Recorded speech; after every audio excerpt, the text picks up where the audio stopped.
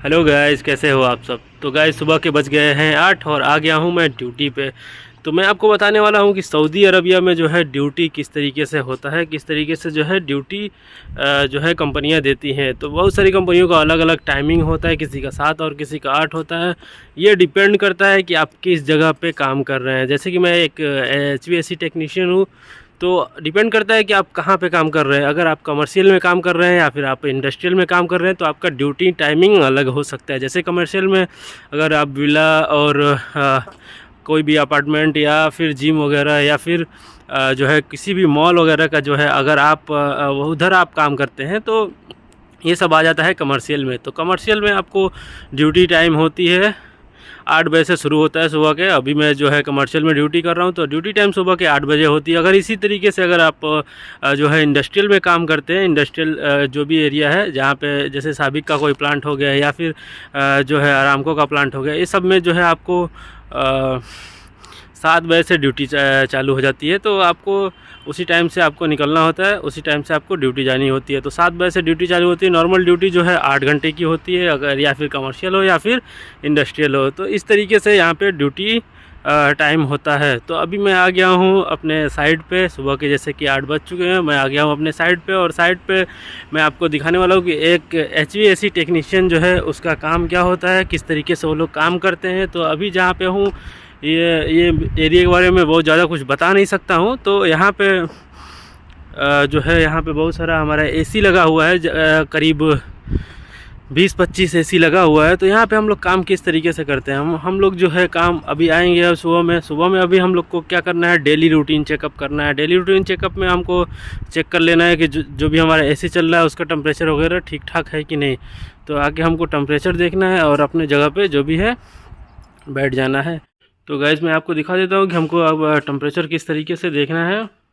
ये देख पा रहे होंगे यहाँ पे एक थर्मोस्टेट लगा हुआ है, 2 थर्मोस्टेट लगा हुआ है। इसका मतलब कि 2 एयर कंडीशनिंग यहाँ पे लगा हुआ है। तो यहाँ के आगे हमको जो है टेम्परेचर चेक करना है। जैसे कि देख पा रहे होंगे दोनों 23 दिखा रहा है। इसका मतलब यहाँ पे देखेंगे 23 सेट है और ये बता रहा है रूम टेम्परेचर, यानी कि आपका यहाँ पे टेम्परेचर मेंटेन है। तो यहाँ पे हमको कुछ करने की ज़रूरत नहीं है। और इसका एयर कंडीशनिंग कहाँ लगा हुआ है वो मैं आपको दिखा देता हूँ। तो इसी तरीके से हर जगह पे एयर कंडीशनिंग लगा हुआ है, वहाँ के जाके टेम्परेचर आपको चेक करना है, टेम्परेचर रीडिंग लेना है। और जो है अगर कहीं भी कुछ प्रॉब्लम है तो अपने सुपरवाइज़र को रिपोर्ट करना है, नहीं भी प्रॉब्लम है तो अपने सुपरवाइज़र को रिपोर्ट करना है और बताना है कि हाँ भाई सब जगह मतलब ठीक है टेम्परेचर, तो कोई टेंशन वाली बात नहीं है, कुछ करने की ज़रूरत नहीं है।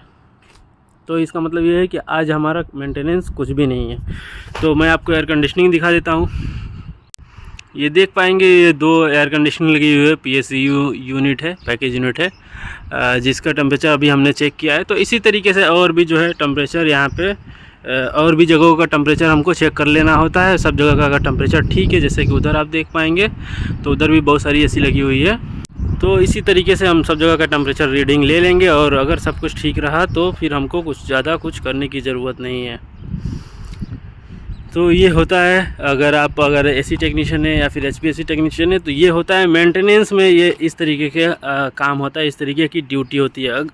अगर आप जो है कंस्ट्रक्शन में कर रहे हैं तो कंस्ट्रक्शन में अलग हो सकता है। कंस्ट्रक्शन में कि आपको इंस्टॉलेशन वगैरह होता है, कंस्ट्रक्शन में पाइपिंग होती है, बहुत सारा चीज़ होता है, नई नई बिल्डिंग बनती है, तो उसमें आपको बहुत ज़्यादा काम रहता है। लेकिन अगर मेंटेनेंस की बात करेंगे तो मेंटेनेंस में सब कुछ नॉर्मल होता है, बहुत ज़्यादा कुछ नहीं होता है। अगर कुछ प्रॉब्लम होता है तभी करना है, अगर कुछ प्रॉब्लम नहीं है, अगर PM शेड्यूल है तो PM कर लेना है।